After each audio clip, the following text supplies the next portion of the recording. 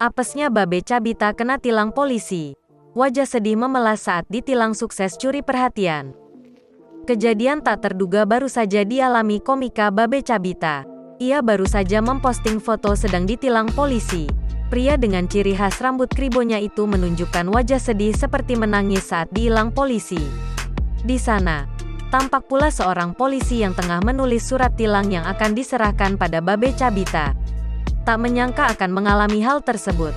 Babe Cabita lantas menuliskan caption kocak di kolom keterangan foto di unggahannya itu. Usut punya usut.